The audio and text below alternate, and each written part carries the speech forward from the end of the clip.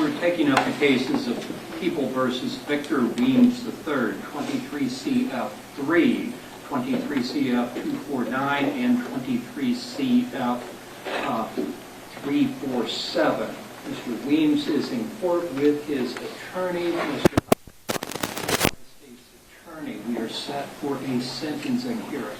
Counsel, please be reminded that our court reporter is remote, so make sure you are always close to a microphone when addressing the court. I'm told that the microphone from the podium is now functioning. Is that correct? That's correct. All right.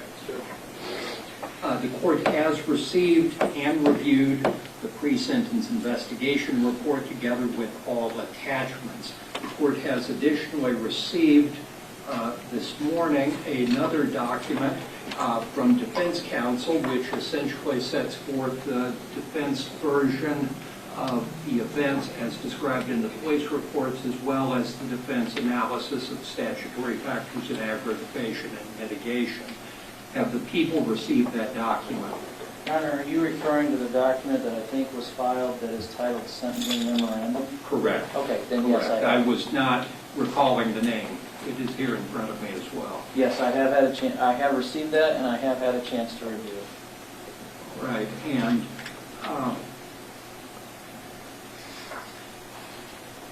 Mr. Eiler, on behalf of the state, have you received the PSI within the statutory times, and are there any additions, deletions, or corrections to that report? Your Honor, we have received that within the appropriate time. I have had a chance to review it. I have no additions, corrections, nor deletions. And Mr. Wayman, on behalf of the defendant, have you received the pre-sentence investigation report? Have you reviewed it with the defendant? And are there any additions, deletions, or corrections? Yes, Judge, we have received the pre-sentence investigation report. There are no revisions or corrections at this point. All the information that we, as we read through the report, is accurate. All right, and Mr. Wayman, will there be any evidence in mitigation today?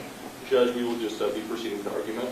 All right, and Mr. Eiler, any evidence in aggravation? Your Honor, we have two victim impact statements to be read, one from a daughter and one from a son. Will they be read by the daughter and son, or by the victim witness coordinator? They will be read by the victim witness coordinator from our office. Right.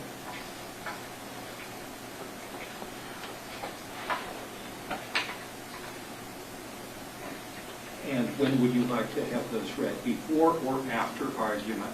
It's whatever Your Honor wants or desires, but I would suggest that we maybe start with those.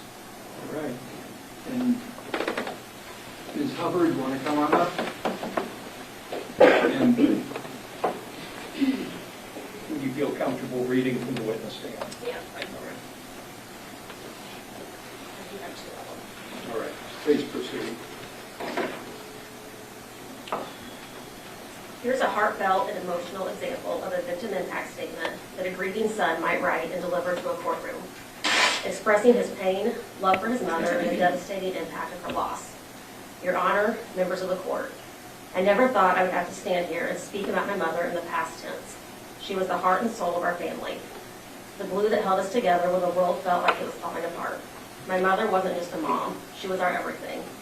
She was the one we turned to for comfort, for advice, and for the love that never wavered, no matter what. Her love was unconditional, and she gave it freely to everyone she met. She had a way of making people feel seen, valued, and safe.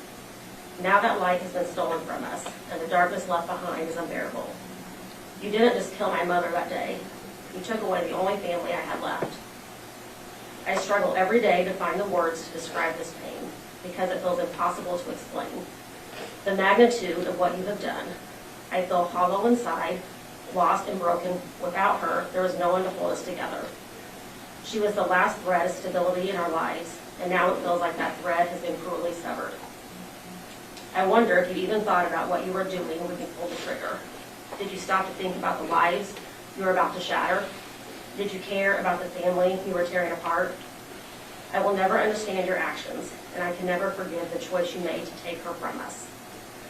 Every day, I think about the things she will never get to experience. She will never see her grandchildren grow up, never laugh with us during the holidays, and never offer her comforting words when life gets tough. You stole not just her life, but every future moment we were supposed to share with her. I stand here today broken, but determined to honor my mother's memory. I hope you understand the devastation you have caused, though I doubt you ever truly will. I want you to know that despite my pain, I will carry her love and her strength with me. You may have taken her life, but you will never take away the impact she had on the world or the love she left behind in my heart. I ask the court to give her the justice she deserves. No punishment can ever bring her back, but I hope it will at least ensure that you can never inflict this kind of pain on anyone else again. Thank you, Your Honor. Dana Lawton.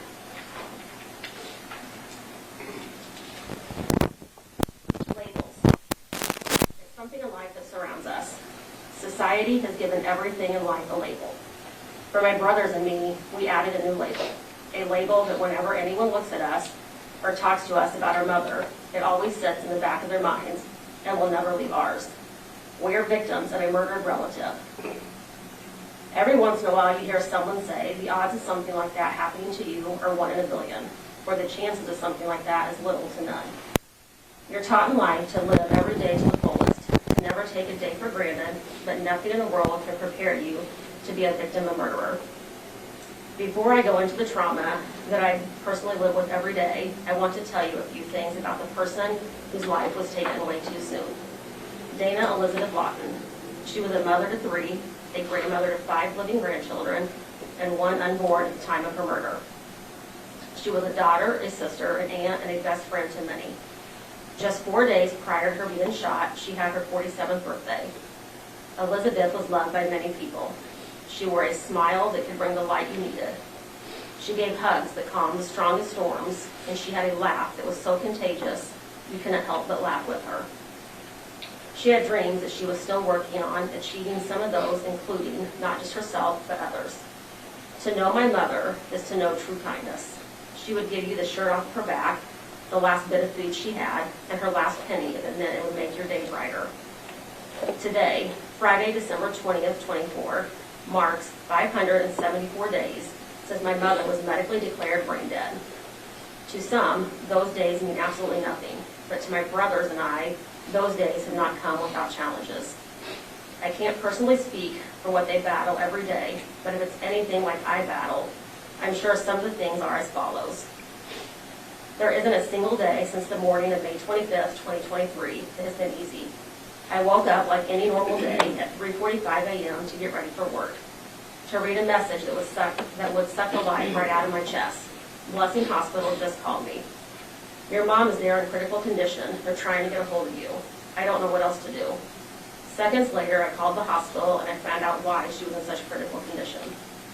When I finally got a hold of the nurse in Springfield where she was airlifted, I remember where exactly I was standing. I remember the smell of the air that struggled to get through my lungs. I remember the pain that went through my chest, the kind of pain you wouldn't wish on your worst enemy. I remember the feeling of the arms of someone trying to catch me as I fell to the ground and I cried and screamed. In those moments that all happened in less than an hour, my entire world was unknown. Everything was unknown. On that day and the few days that came to follow, my brothers and I made some of the hardest choices of our lives. Medical decisions that we were unsure of, funeral decisions, life-changing decisions that we were not ready to make, but we had to. We didn't get days or weeks to think about how or what we wanted.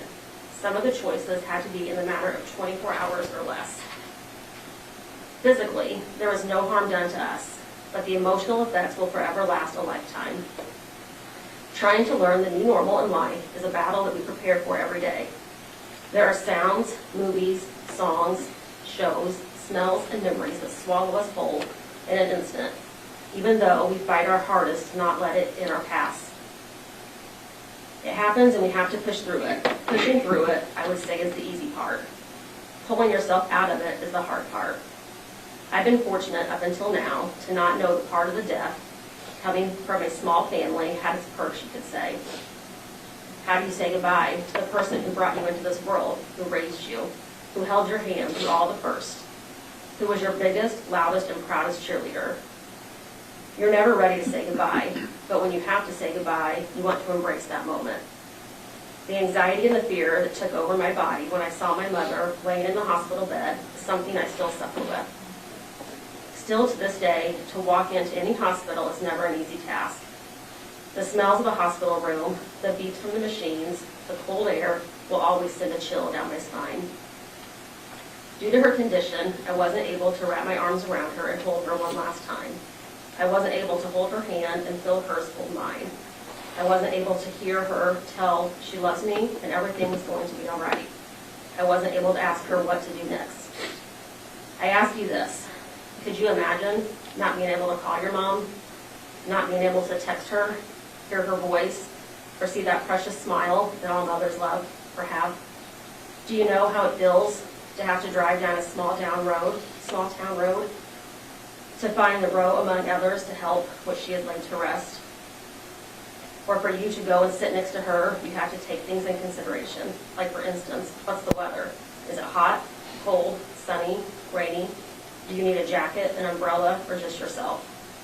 We can't forget that you also have a curfew, because you're not supposed to be hanging out in cemeteries after sundown. Well, you have the choice to sit there and think about what your life would be like if you were in her shoes, or in our shoes. It is the life we are forced to live now.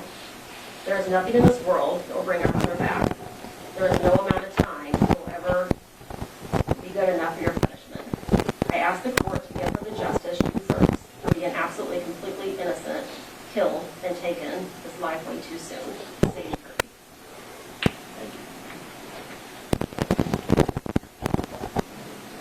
Counsel, there's a couple other details we need to review. First, is there an agreement that Mr. Weems is entitled to credit for 348 days? Yes, Your Honor. Yes, sir. Mr. Weems, do you agree that that's the correct amount of credit he should be receiving? All right. Additionally, under the negotiation, Mr. Weems will have a cap meaning no more than 30 years in the Department of Corrections. Is that a correct understanding of the negotiation? The other two cases are Class A misdemeanors. Is there any negotiation regarding those? No, he's simply receiving a conviction on that, and that's it. All right. Fair enough. All right. Are we prepared for argument? Yes, sir. Yes. Right. Mr. Eiler. Thank you, Your Honor. May it please the court, counsel, Sadie, Stephen, and Seth. I'm sorry for your loss. I wish I could do something to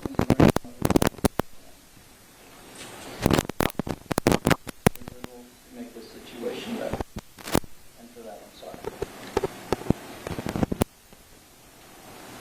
But, Your Honor, I think you can. I think you can because you have the ability here today to attempt to help not only this family, but this community. You have the ability to send a message loud and clear. You have the ability to send a message that the type of gun violence that led to this, that we have experienced in our community over the last couple of years, is absolutely unacceptable and will not be tolerated. It's the right message. It's the only message that should be sent. And this case right here is, unfortunately, the example of what happens when that message is not sent and or not received. This case right here is an example of what happens when every person, every idiot, every thug, every punk, every whatever we want to call someone, does the things that led to this case. It's the perfect case to send a message that there are, in fact, consequences for your actions. And that's the message that should be sent. That's the message I'm asking this court to send. We have started, in my opinion, to get away from that in our society. Right or wrong, there appears to be this push to get away from holding people accountable for their actions. And we need to not lose sight of that important theme of accountability. We see daily in the criminal justice system the battle that is being fought on the front of the Illinois legislature, the bills that the governor signs, and the way that we are handcuffed on a regular and daily basis. All for what some people want to say is for justice and or to pursue justice and to treat everybody equally and fairly. And we should. But we are getting away from some very important themes of the criminal justice system. And we need to not do that. A message needs to be sent that Adams County is still tough on crime. A message needs to be sent that Adams County, or at least in Adams County, we still believe that there are consequences for your actions. We know, those of us within the system, there are certain goals that we talk about in the criminal justice system. There are certain goals at sentencing. There's retribution, incapacitation, deterrence, restitution. Restitution is a non-issue in this case, here today, in my opinion. Yes, you're going to see in a minute, there's some restitution orders that I'll hand up, but they are insignificant in light of the bigger picture. There is no doubt when we talk about or look about retribution, I know from meeting with this family and talking to them, at least initially, the anger that they have, the hate that some of them have, the bitterness.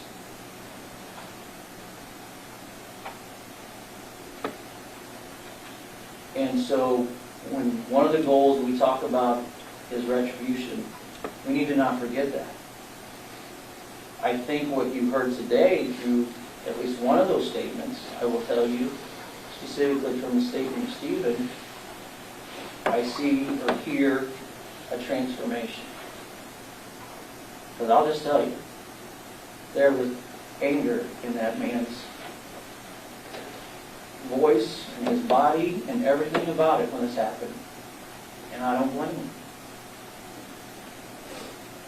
So to say that he wants his pound of flesh, or anybody in this family wants their pound of flesh, I don't blame him one bit. And we can't forget that retribution is a part of this. I think we're getting away from that more and more. And I think that's problematic. When we talk about incapacitation, clearly Mr. Weems has been incarcerated for almost a year now. And I think it's safe to say that he's going to be incarcerated and or incapacitated for some time. And that's important.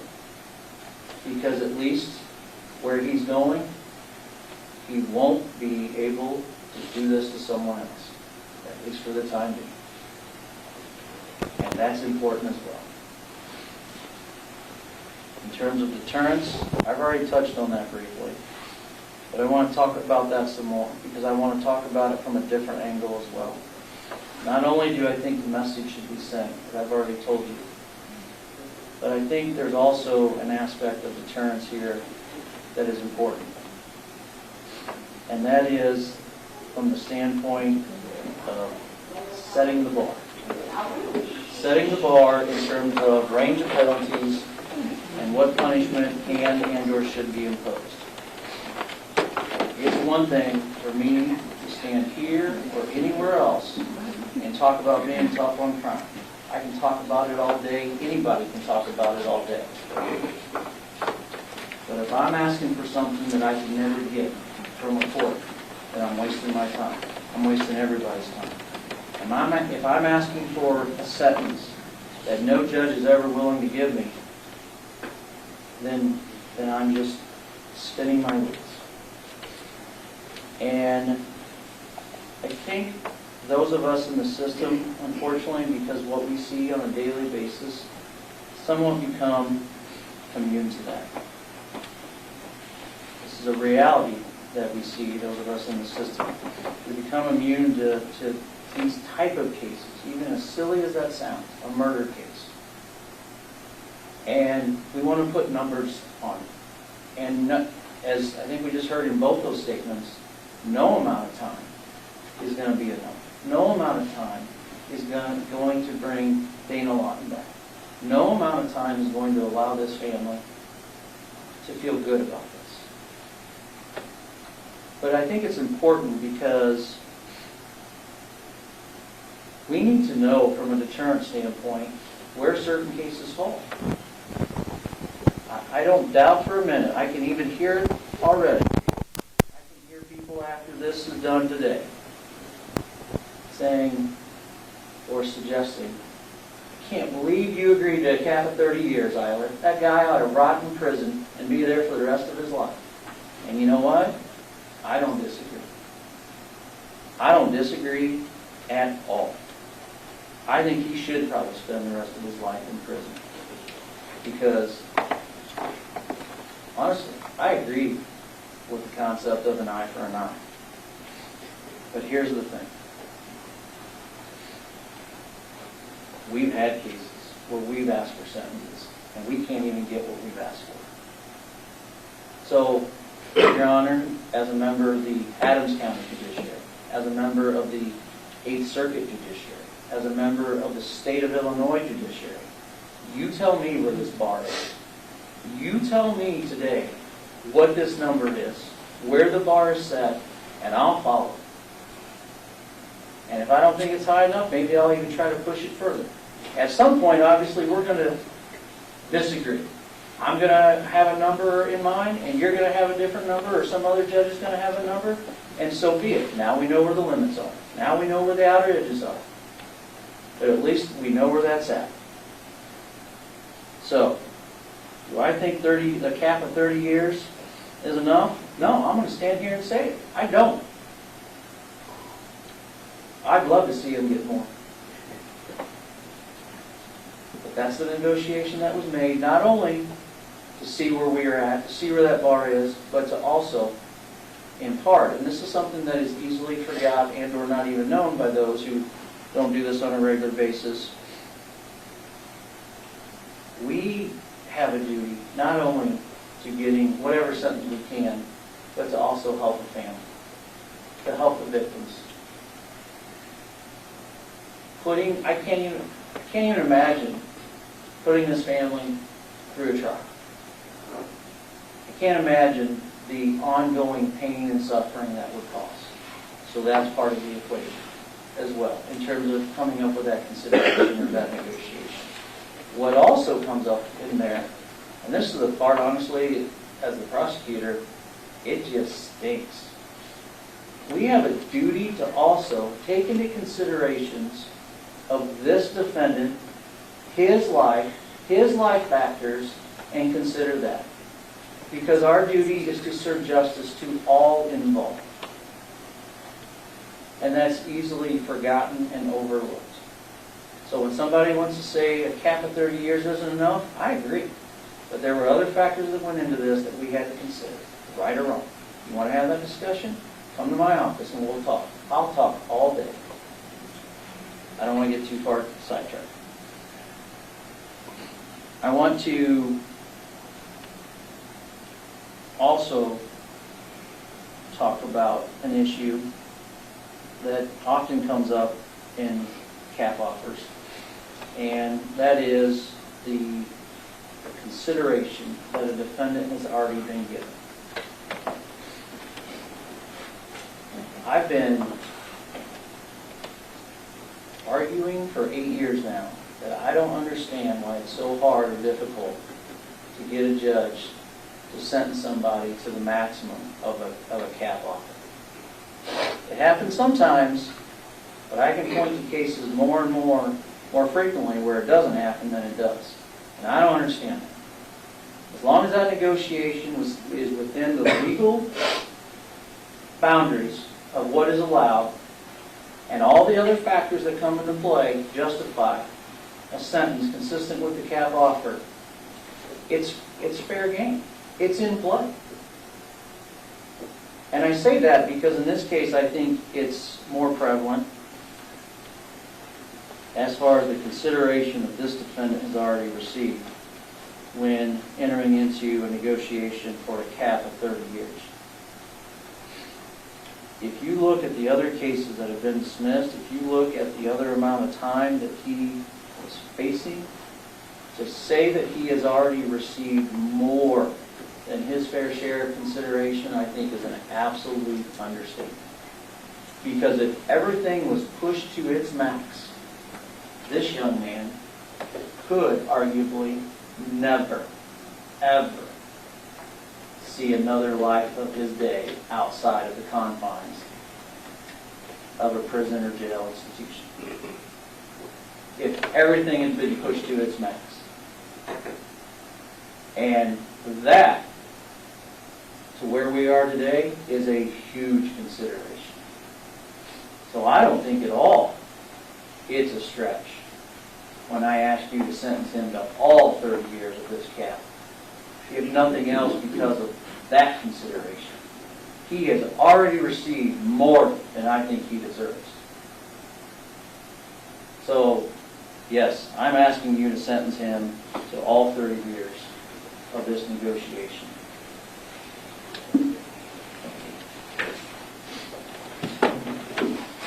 Good.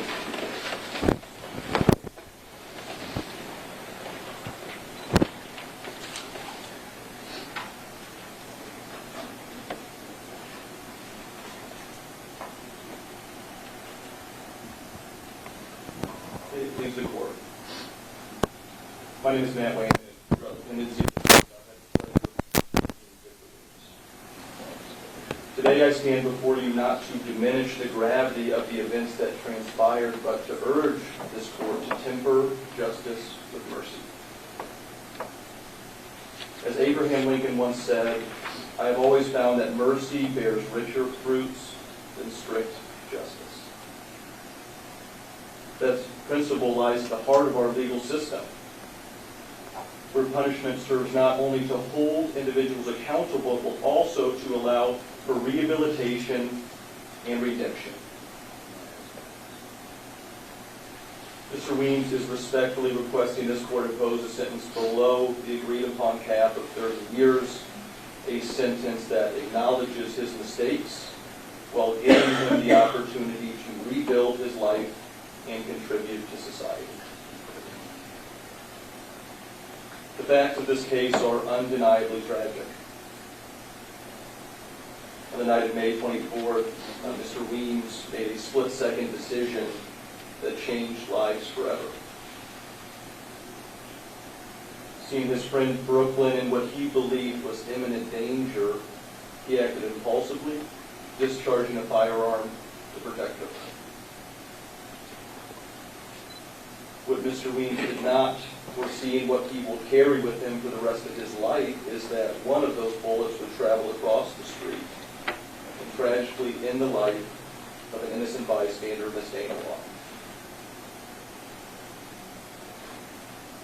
Mr. Weems has expressed profound remorse for his actions, recognizing that the devastating pain caused to the Lawton family and their loved ones. While the consequences of Mr. Weems' actions are grave, it is important to consider the context and the mitigating factors that shaped his decisions that night. I will address them briefly today and have addressed them in more detail in the sentencing memorandum that I filed with this court. First, Mr. Weems' criminal history is minimal, consisting mainly of a single case involving nonviolent offense. This record does not portray him as an habitual offender or a threat to society, but rather as a young man grappling with challenges beyond his years. Second, Mr. Weems' life has been deeply affected by untreated substance abuse disorder. Starting at an early age, he struggled with addiction to alcohol, marijuana, and other substances. This impaired his judgment making and decision making. Substance abuse treatment programs offered by the Illinois Department of Corrections can provide him with the tools necessary that he needs to address these underlying issues and reduce the likelihood of reoffending. Third, Mr. Weems' upbringing was marked by significant hardship. Growing up without a father for much of his childhood and later being affected negatively by his father upon his return, Mr. Weems lacked the crucial guidance and support many of us take for granted. This environment shaped his early decision-making, but do not define his potential for growth and change. Fourth, the circumstances of this case are extraordinary and unlikely to reoccur. Mr. Weems acted in a moment of fear, believing he was protecting his friend. Witness testimony corroborates that he saw what appeared to be an immediate threat to his friend Brooklyn's safety. His actions, while extremely reckless, were not born out of malice or premeditation.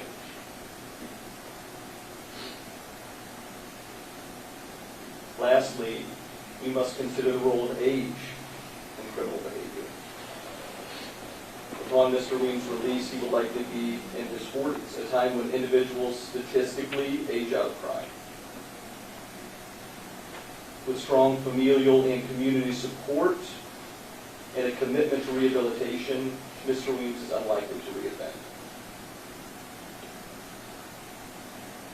The prosecution argued today that a harsher sentence is necessary to deter others from committing similar acts. However, all of the research in this area shows that harsher sentences have minimal impact on deterrence and reckless and impulsive decisions like the ones in this case. Mr. Weems did not act with deliberation or intent to harm. His behavior, while extremely reckless, was a tragic and misguided effort to protect his friend. To impose a lengthy sentence as a symbolic deterrent would ignore the unique context of this case and fail to address the root causes of his actions. What Mr. Weems needs and what justice demands is a sentence that focuses on rehabilitation. This approach not only serves the interests of fairness, but also aligns with the evidence-based practices for reducing recidivism.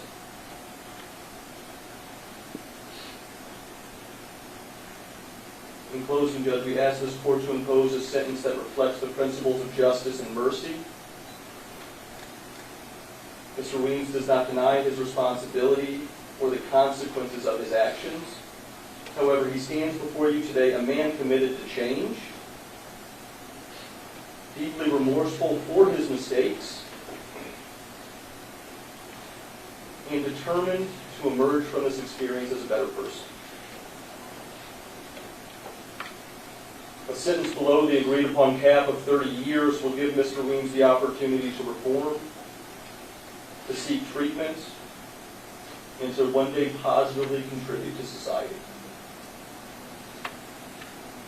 We trust in this court's wisdom and discretion, and we thank the court for considering our court. Thank you, Mr. Whiteman. Mr. Eiler, anything in rebuttal? Oh, yes. Thank you. And Your Honor, I'll just start with apologizing to counsel because I may or may not say something that offends them, and I'm sorry, but I'm not sorry because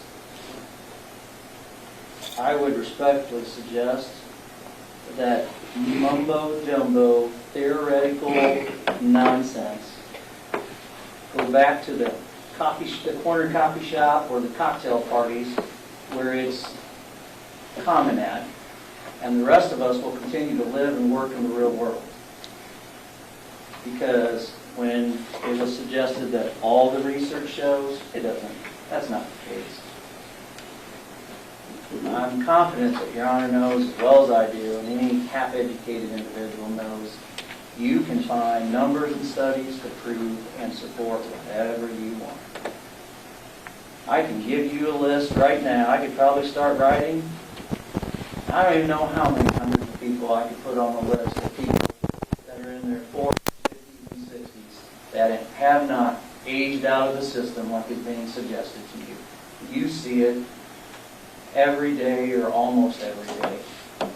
You certainly see it on a regular weekly basis, Your Honor. We just had a, what was he, 62 or 64-year-old man in court, I believe, yesterday. So that's all good and well. It's all good talk to justify the stiffs that write that crap. That's not the real word.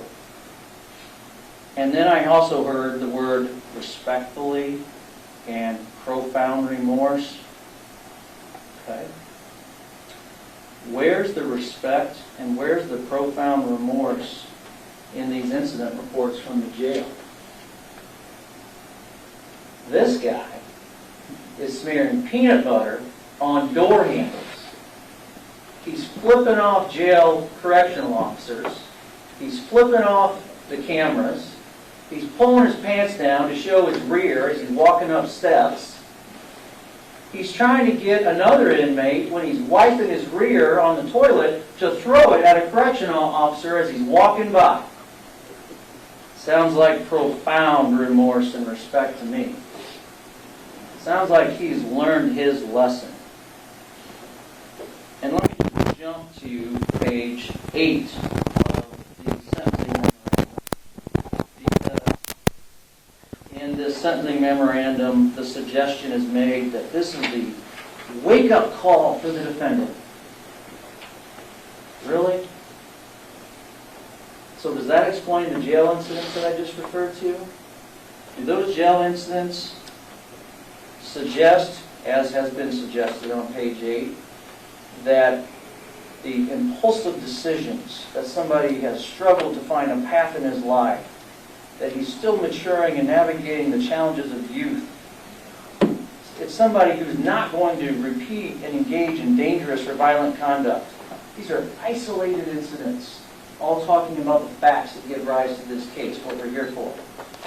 It's also stated or suggested that these were simply the mistakes of a young man who has since gained greater self-awareness and motivation to make better choices. Better choices. Better childish choices. Smearing peanut butter on a door handle. Showing your rear. Flipping people off. Then, let's also talk about page 2 of the sentencing memorandum. This was something that jumped out at me. It's suggested, when giving a version of events or explanation as to what happened, that the defendant acted instinctively. He drew his firearm and fired shots, intending to stop the car and protect another person. I don't know about your Honor. I don't know about anyone else in this room. But I'm willing to say that unless you are a police officer who regularly carries a firearm or a sidearm and is trained to use that, the only way or reason that you might suggest that you acted instinctively to immediately pull out a gun and shoot at a car is if by chance you might be regularly carrying a gun that you shouldn't have and doing those kind of things. Maybe it's a stretch, but those words jumped out at me. Acted instinctively. I have never reached for my gun to shoot at a car to keep somebody from getting hit or to protect somebody. This isn't the movies where you put a round in the block of the engine and suddenly the car stops and inches away from running someone over.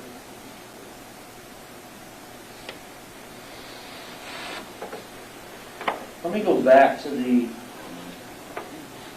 what I will again refer to and use the word nonsense of these studies.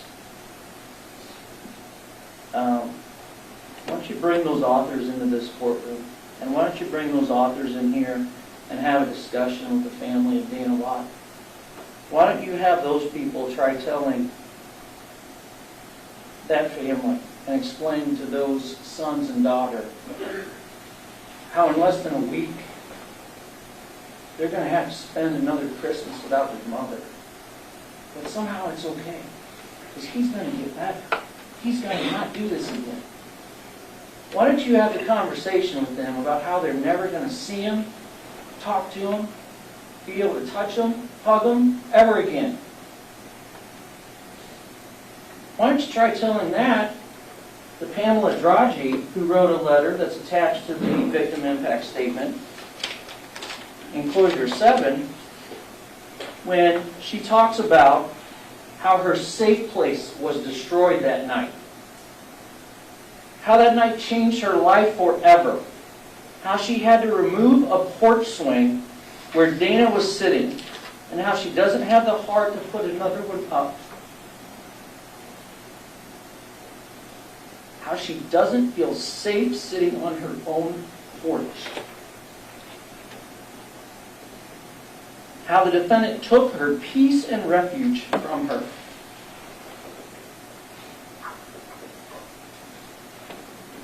So when I earlier said that you can do something to not only hopefully bring some peace to this family, but the community, that in particular, right there is one specific person that's within this community. Third party, arguably didn't have a dog in this fight, but she has been impacted. That's all I have. Thank you. Thank you. Mr. Weems, you have a right to make a statement directly to the court telling me anything you think I should know before sentencing. It is completely voluntary. You do not have to say anything if you don't want to. It's referred to as a statement in application. But if there's anything you would like for me to hear from you before sentencing, now is your chance.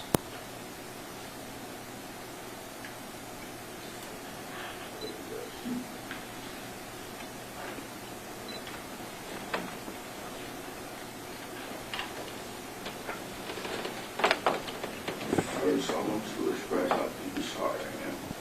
My actions and the pain that I've caused to the family and the loved ones of Miss Lawton. I can't imagine it. I can't imagine how you feel. And I know there are no words for me to have to make things right. Every day I think about that night, how my choices led to such a devastating tragedy. I carry that weight with me, and I will carry it for the rest of my life. I never intended to hurt anyone, but I thought was an act to protect my family turned into something else. I could never imagine how I made a terrible, reckless decision, and I take full responsibility for the consequences. Your Honor, I know that nothing I do can undo what has happened, but I am determined to spend my time in custody, bettering myself and becoming a man my family and community can be proud of. I plan to participate in every program available to me, especially substance abuse counseling, to address the struggles that have shaped my life and led me here. I want to understand my mistakes, learn from them, and ensure that I will never make such reckless decisions again. When I am eventually released, I want to live a life that honors the memory of Ms. Lawton and prove that I have learned from this tragedy. I want to be a better son, a better friend, and a better person. My hope is to contribute positively to society, to support others who may be struggling, and to rebuild my life in a way that reflects accountability and growth. To the court, and especially to Ms. Lawton's family, I promise that I will use this time to reflect, to learn, and to grow. I will not waste this opportunity to change, and I will do everything in my power to live a life that makes amends for the harm I have caused. Thank you for listening. Thank you, Mr. Williams. Court's considered the pre-sentence investigation, the statement and allocution, victim impact statements, the arguments of counsel, all statutory and non-statutory factors in aggravation and mitigation, whether specifically mentioned or not, and the history and character of the defendant.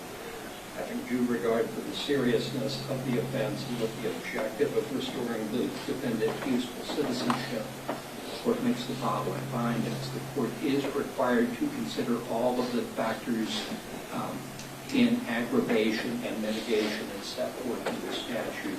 But before I get to that point, the normal sentencing range for murder is 20 to 60 years in the Department of Corrections. If there is a finding that the defendant personally discharged a firearm, an extra 25 years is added. The negotiation in that case did not contemplate the firearm enhancement. Had that been part of any conviction, which it is not here, but had it been, we would be looking at a minimum sentence of 45 years in the Department of Corrections. When it comes to looking at the factors in aggravation and mitigation, the first one that the court considers is the gravity of the offense. What we had was at least 3 shots were fired in a parking lot, and one of those bullets hit Dana Lawton. Did not kill her instantly, as stated in Mr. Wayman's report. She lived. She even spoke to one of the law enforcement officers.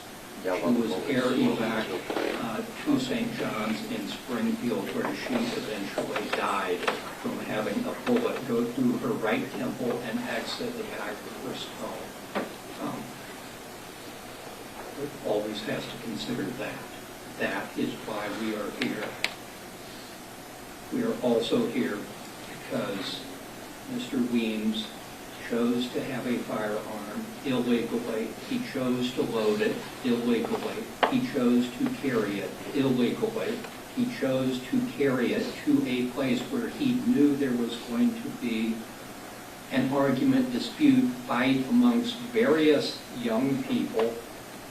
And when someone got a soda or drink thrown on them, that's when the firearm came out, and Mr. Weems fired that firearm once, twice, 3 times, and one of those bullets struck someone in the head and killed her.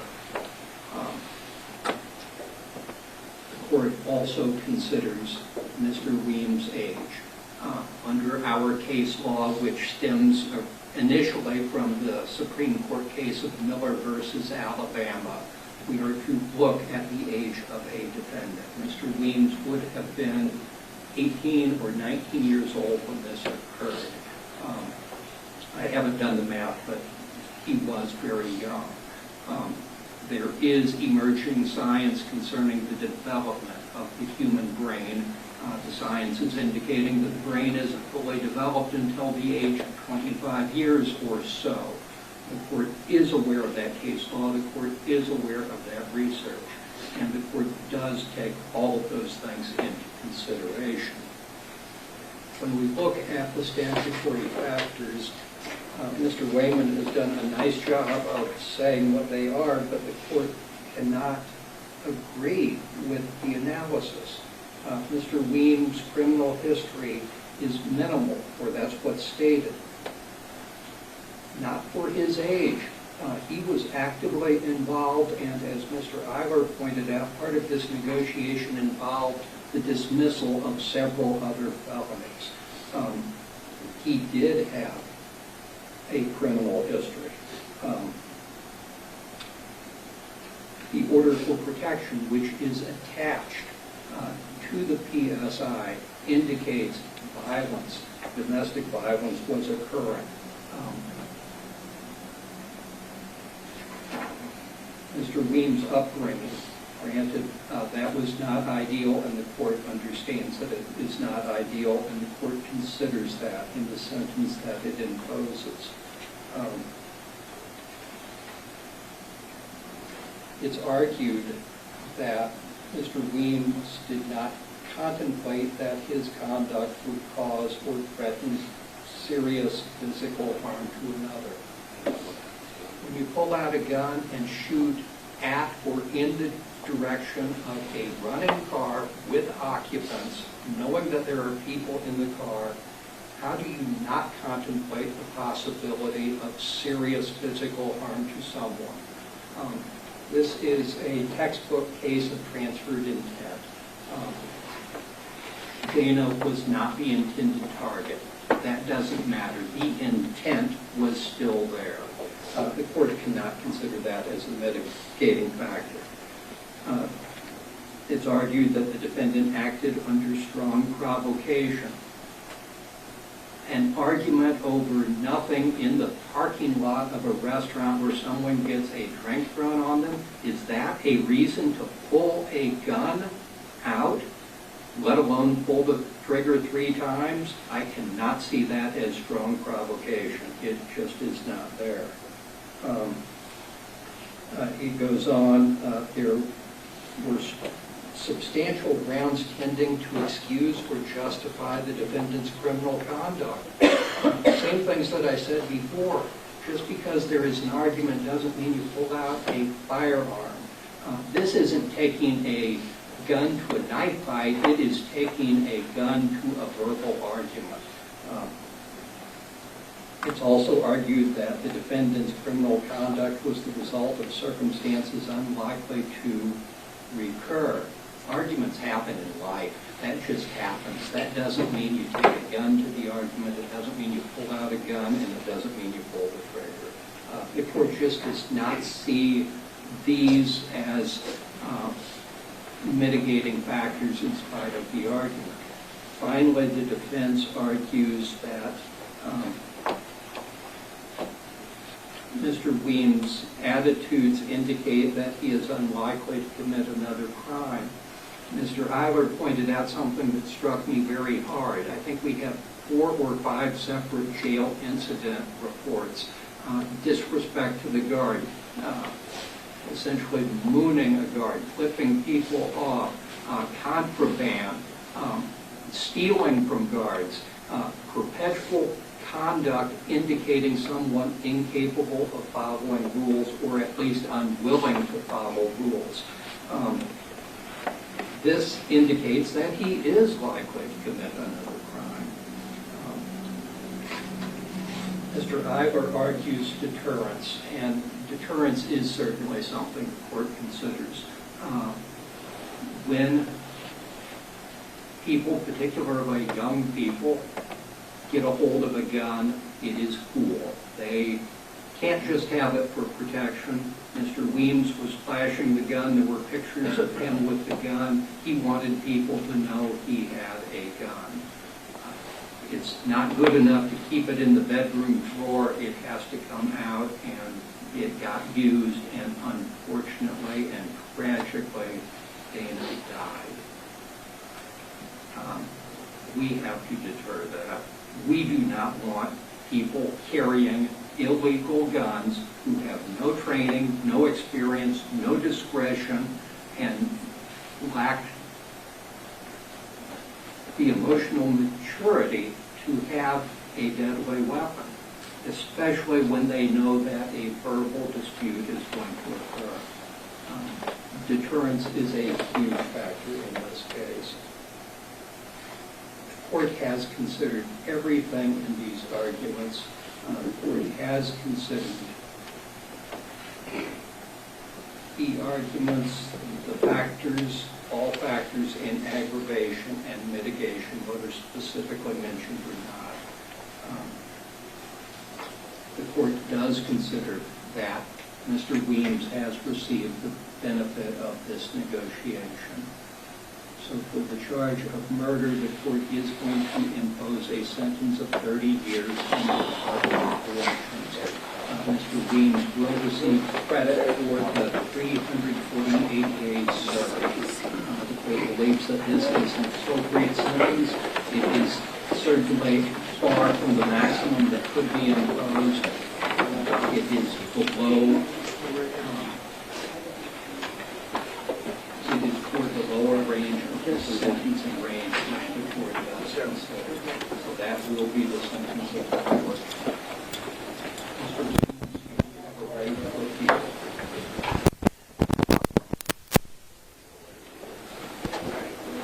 In order to appeal within 30 days of today's date, you must file a written motion to withdraw plea of guilty and to vacate sentence and judgment.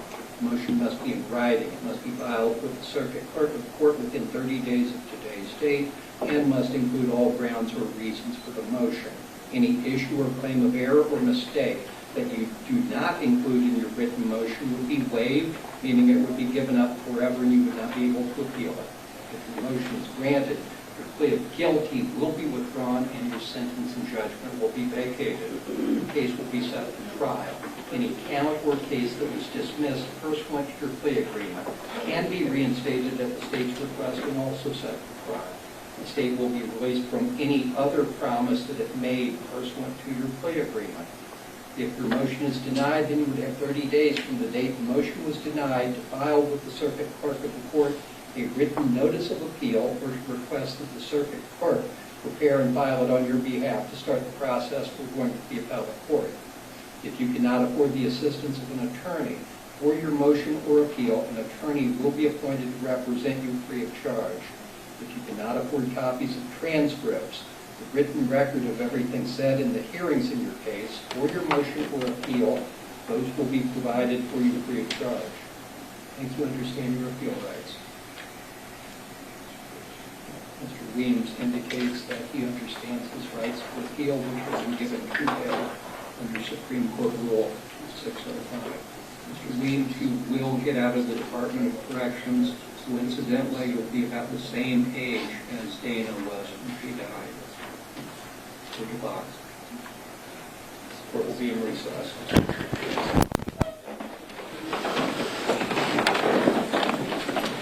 I love you. Love you, bitch.